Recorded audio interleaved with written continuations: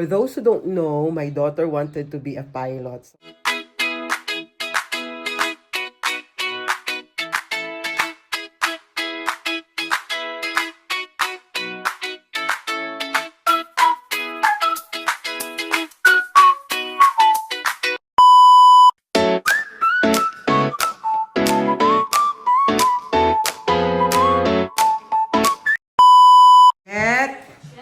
Okay ka na? Okay, let's go. Alright guys, ayan. Paalis na tayo. Alam niyo, sobrang init ngayon. 33 degrees. Oh my gosh. 1 hour flying lang naman yon. And after that, diretso na kami sa Melbourne.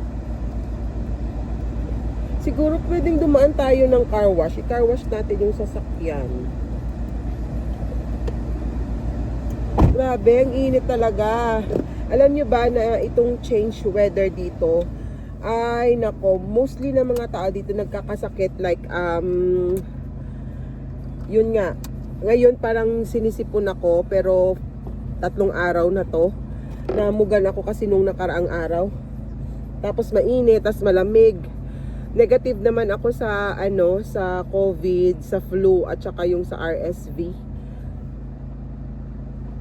Ay, sarado pa. West Sail Airport. So ayan guys, andito na tayo.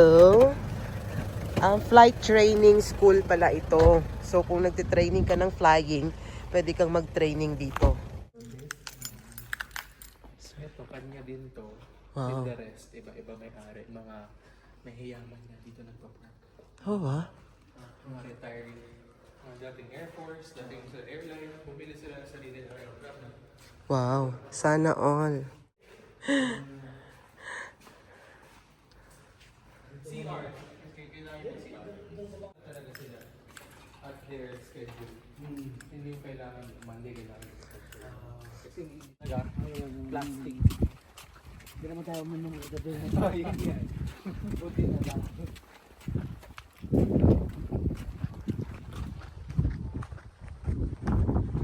Tingin ko, one way in, one way out. Itong pintuan na to, accessible via this latch. Si Angela sa harap, ko sa likod, seatbelts. At Janela pala sa harap, seatbelts at all times. And pagkadating natin sa cruising at altitude, medyo ease up tayo so you can take pictures, videos, and may time na ipapahawak mo yung Janela yung controls. Tapos, if any emergencies happen, huwag kayo magpapanik kasi trained ako mag-handle that. Pipili lang tayo ng feet if ever kasi tayo maglalaan. Magandang may best of Yes, may questions kayo?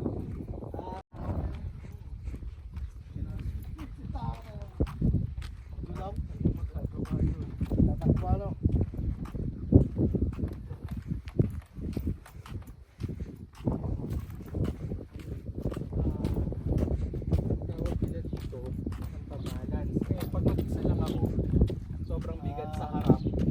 So may tendency na gumanon siya, nakaganon yung lipad. So para balance, nilalagyan nila ng weight sa likod. So dahil nandiyan kayong dalawa, tatanggalin natin.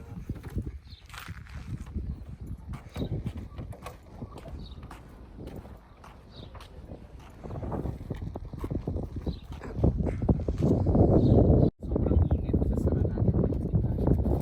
Ako kasi hindi ako makakasakay dito. Either side yan, Kuya Doy.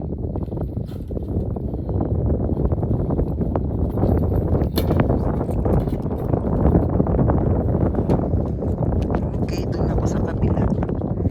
See you later. Up! Ako na. Tuloy ko na. See you later.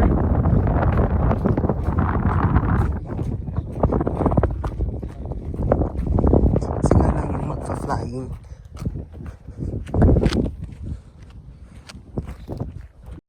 Ayan guys, nag-start na sila lumipad. Sana ay makabalik sila ng safe dito. Pinakabahan ako. Alam mo naman, yung anxiety ko on the roof na naman. Pero sige na, support tayo sa gusto ng ating anak.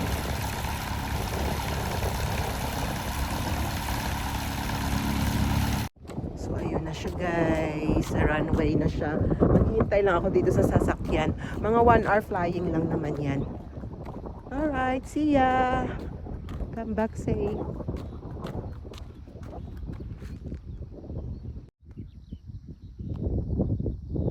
So, andoon na sila. Ayan.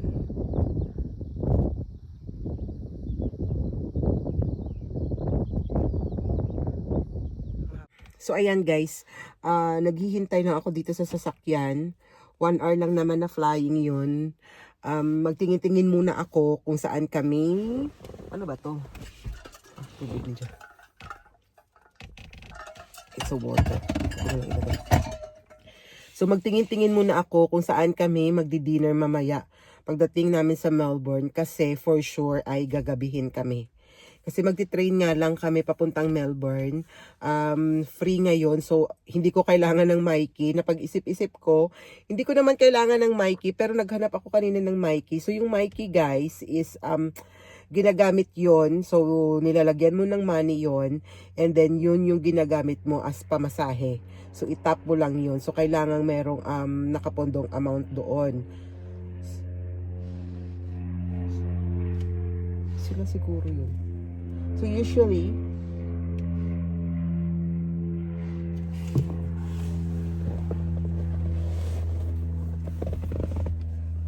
baka sila nga yun.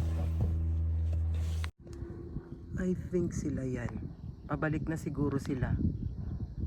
Ayan oh. Pabalik na sila. Sila nga yan. Pabalik na sila. Ayan na sila guys. Pabalik na sila dito. Saan ba? Ayan, ayan, ayan. So, ayan guys. Pabalik na sila dito.